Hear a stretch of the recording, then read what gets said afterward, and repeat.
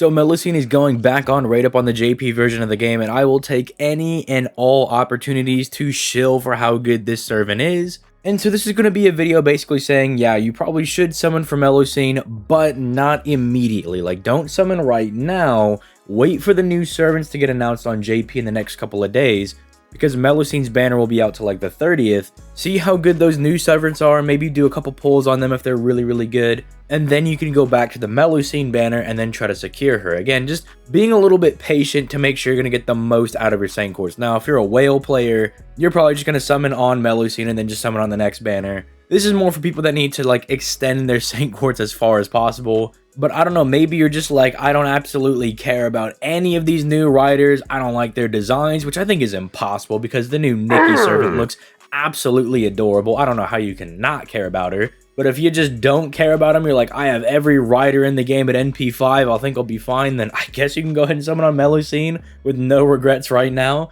But I would highly advise to just wait and see how good these new servants are going to be, because do keep in mind, this year, 2021 for JP or 2023 for the English version, is an absolutely cracked year of just insanely good banners, skill upgrades, just a very strong step forward for FGO in total. And so I highly believe that these next two servants are going to be very good, especially because for JP, they're essentially closing out the year. And we've also had servants like Super Orion also close out the year on JP. I mean, originally he was the one that did that. In the English version, they like swapped it around. They were like, all right, Super Orion comes out first and Astolfo closes out the year, which is a little weird, but you guys get what I'm saying. It's not only been a very strong year for servants on FGO, but this is the end of the year banner, right? This is going to be the last two units they put out, so they're bound to be very strong as well. Now, with that being said, before we begin, your boy is on this daily FGO content grind, even while he's over here out on vacation.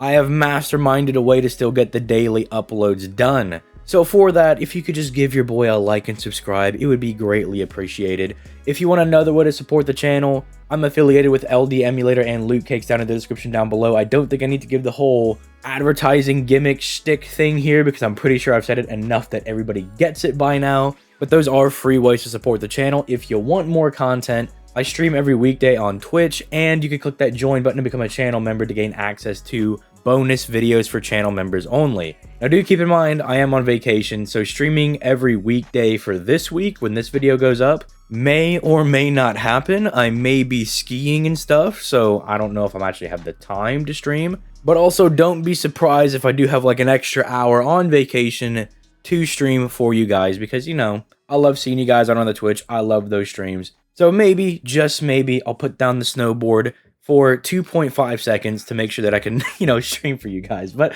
with all that being said, let's go ahead and dive right into this servant, starting off with Melusine's hits. Now, Melusine has a very strong introduction when you look at her hits, because she's a single target art servant and she's also an AoE buster servant, although you're predominantly going to be using her as a single target art servant because I feel like she fits that role a little bit better. It's kind of like a nice bonus that she can swap over to being just a strong AoE buster servant. So on that note, the main thing you're going to want to focus on are those really strong arts cards with 3 hits each and 0.65% NP gen, which is actually pretty good. Even if you didn't think that was very good, Melusine, by the way, does have something in the back pocket to make that even better. So it's just a very solid foundation for her to rest on, and then it actually gets better and better as we start looking at pieces of her kit. Her extra attack is pretty strong at the 5 hits. DW is like, you know what, we made this servant just for the boys ETL, an insane single target looping lancer that can also become AoE. We gotta give her the strong extra attack just so she's an absolutely perfect unit.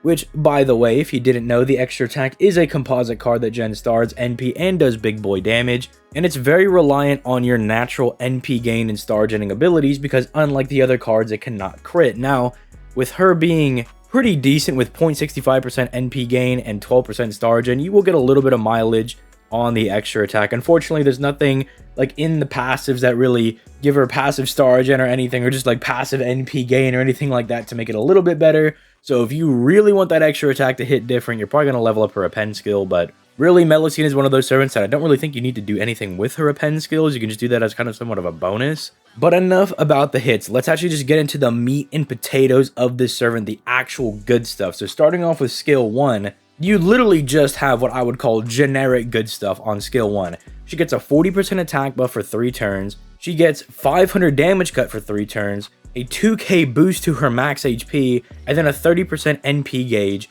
on a 6-turn cooldown. And this is literally just all good things that any DPS servant, any single target boss killing servant would want. Because 40% attack is absolutely insane. That's basically like the monster strength buff that a lot of characters like, say, Gorgon would have, but usually those are limited to like 1 or 2 turn buffs. This is just free 40% attack for 3 turns, basically an AoE mana burst, because if you don't know, mana bursts are a 50% buff to one of your card types, but they only last for 1 turn. This is just buffing her damage in general by giving her a 40% attack buff by not buffing up any of her card types, but again, just free damage for everything. NP gets more damage, quick card, arts card, extra attack, buster card, all of them get buffed. So it's just generic good stuff. And then she gets really tanky because she gets the passive damage cut of 500 for 3 turns. And then she also gets a little thick by getting 2k more max HP. So not only is she really buffing up her offenses, but she's getting really solid defense as well. And then the 30% NP gauge is just that nice cherry on top, because they didn't have to make it a 30%. They could have just made it 20% to kind of keep it standard. But they were like, nah, this servant needs to be really nutty broken. And you wouldn't think giving that extra 30% really matters all that much, but it makes them compatible with like 50% starting charge CEs. So if you do want to level up her append skill to get the start of turn 20% battery, and you have like an event CE with 50%, you can pop this skill, and now you can use Melusine as a single target wave clear for a lot of those weird nodes where it's like, oh, it starts off with 1 enemy, then it goes 3 enemies, 2 enemies, or starts with 3 enemies, goes to 1 enemy, then goes to 2 enemies. Melusine is really good about adapting and being able to take a lot of those out, especially because she can swap into an AoE buster servant as well.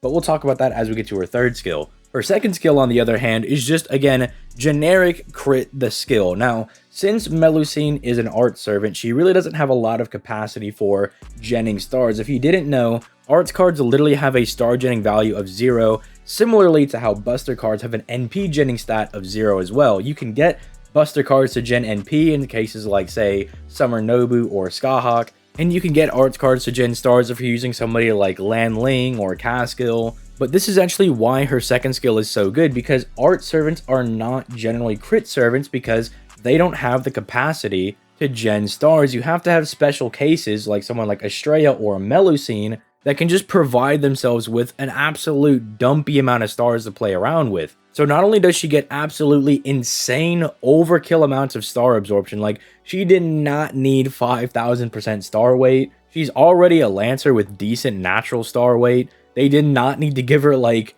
Jalter level star absorption for someone who already has really good star weight. But then on top of that, not only does she gen 10 stars every turn for 3 turns, she gets an immediate access to 10 stars to start playing around with, which helps her out in getting crits. Unfortunately, she has no crit damage buff, and because she is an art servant, she's not going to be getting any crit buffs from someone like Castoria or Tamamo, unless they buff either of them to give crit damage, which would be a little ridiculous. But it does just help her general damage because her NP already does some pretty decent damage.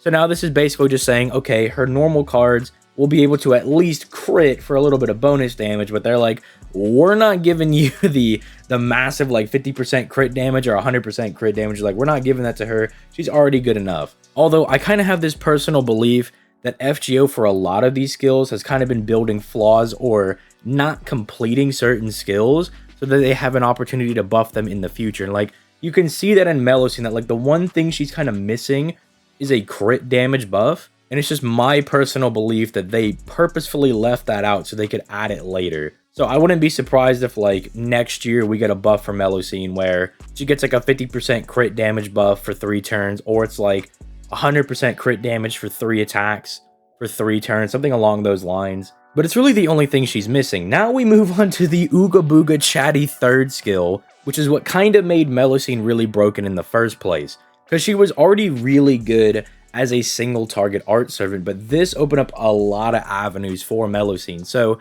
essentially what this is if you have your Melusine in Ascension 1 or 2, which you should, because I don't know why you'd be walking around with Stage 3 Melusine. That's very lolicon behavior. We don't like that around these parts. Put her in the comfy dress. But when you do that and you pop this skill, she changes into her 3rd Ascension, gets a 100% battery, and then gets invincibility for 1 turn as well, which is just absolutely crazy. So basically, you pop this if you have a situation like, say you had someone like, I don't know, a Rosh clear wave 1, then you have one big enemy for wave 2. Melusine obliterates them with her single target arts NP. You get to the 3rd wave, you're like, oh no, I only refunded like, I don't know, however much NP, 30%, 40%, however much, depending on face cards afterwards, if you actually one-shot the enemy, you know, all that kind of like NP gaining nonsense. But regardless, you probably didn't get 100% back. So then Melusine pops this skill, there's now 3 enemies in the last wave, she gets 100% of her NP back,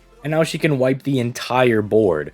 The only issue I have with this is that it changes her NP to Buster, so you do need to bring the proper buffers accordingly. Like, you probably want to bring a Castoria for this farming node, obviously for like the single target enemy and to buff up that first NP, but then you probably want to bring someone like Koyanskaya or Merlin for that next NP. It really doesn't matter who you bring. You could even bring someone like Nightingale if that's all you have, because really all you want to do is buff up the damage of her next NP, and someone being able to give her like a really strong Buster Mana Burst greatly helps out with that. Although I say Koyanskaya because Koyanskaya gives like those generic damage mods as well. So not only will she give her the Buster Mana Burst, but more than likely the enemy in Wave 3 will fall into some of those damage mods, and then you can greatly gas up her damage following that. But it just makes Melusine very, very versatile. Obviously, if they made her have an AoE Arts NP next, she would be stupid broken, because then she would be the king of like single target Art Servants, and then the queen of AoE Art Servants as well. She'd be a little too good.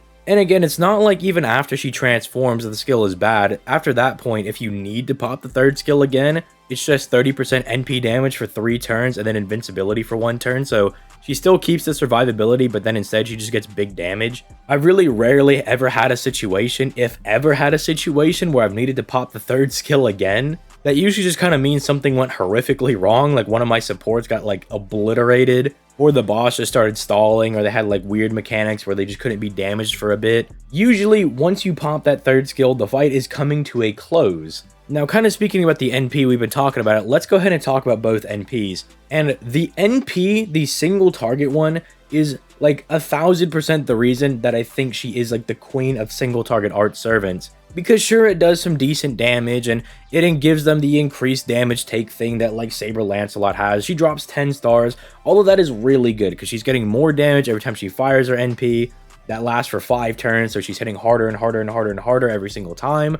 Dropping 10 stars in conjunction with their 2nd skill means she always has a healthy amount of stars to do crits, but it's the overcharge effect that is absolutely crazy, because this overcharge means that even when her skills wear out, she will be able to continually loop her NP, because every time she fires her NP, she's getting at bare minimum 20% NP gain back. And this lasts for 3 turns, so essentially what you can do with Melusine is continually have a 60% NP gain up at bare minimum, which means that even after your Castoria buffs wear off, you are still looping and firing your NP. It makes her absolutely stupid broken, and unlike some other servants, she has really good effects on her NPs that makes you want to continue firing them, like continually putting on that damage taken on the opponent, continually dropping stars, and again, it is just generally a hard-hitting NP, so it just makes it really good for all those reasons. The Buster NP is also rather good and just really never gets talked about for some reason. It has like built-in Pierce Invincibility,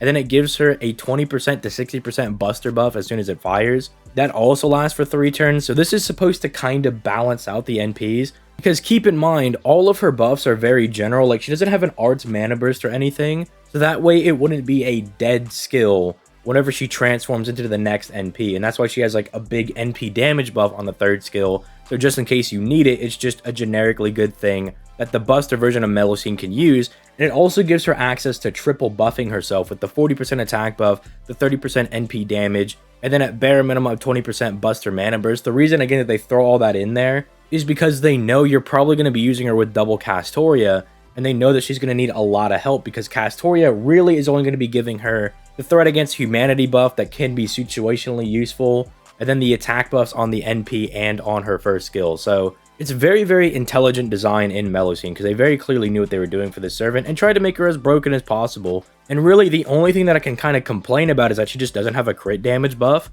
Like, maybe her third skill, once she transforms, it also gives her like 30% crit damage and 3 turns of the NP damage. Like, I think just even that is kind of nice because then she turns more into like an AoE buster crit type servant. But yeah, even when she transforms the NP, like just getting the permanent pierce invincibility makes it very, very good. So overall, is Melusine a must summon? I mean, I would pretty much say, yeah, you really need to get your hands on this servant. As someone that's been using Melusine for the past couple of months on JP, she absolutely lives up to the hype. She's absolutely insane. Really has never let me down. I've tried her in numerous different team comps. Like I've done like a Castoria, Melusine, and like Tamamo, or like I'll throw like Waver and Tamamo in there just to kind of get something different going. And they're all just really fun team matchups. She really just fits very, very well into a lot of teams because she's just generically good. She can kind of take care of herself when it comes to looping. And then if you really wanted to, you could start her off in her third ascension, but again, you lose the 100% battery. If you want to utilize her as a buster AoE servant, just keep her in the second or first ascension, and then just pop the third skill immediately. So that way you can just take advantage of that 100% battery, and then just give her whatever you want. You can give her Black Grail because she can fire that off immediately and just chunk somebody into oblivion. If you feel that as a buster servant, she's not genning her NP easily enough, you can give her something like Prisma Cosmos to get passive NP gen every single turn. She's just a very, very versatile servant, very much worth the investment, and I would highly recommend her for all players. Now again, I would wait until the double rider banner comes out and we can see how good they are. They both look pretty sick, and so again, they might be really game-breakingly busted. Again, they're coming out for a raid. One of the last servants that came out during a raid was Merlin during Solomon. And I don't know if you guys remember this, but when Merlin came out, he was really nutty, disgustingly broken. So I highly advise you to just wait a few days. You know, it comes out on the 22nd. That's like 3-4 days from when this video comes out. Just make sure that they're not disgustingly broken, that you don't need them. Then dump all your Saint Quartz into Melusine and call it a day. With all that being said, I'll catch you guys on the next video. Have yourselves a nice holidays, a nice vacation. I'm assuming most of you guys are done with school. Enjoy the break. And with all that being said, I'm going to go ahead and get out of here. You guys have yourselves a nice day. Peace, late guys.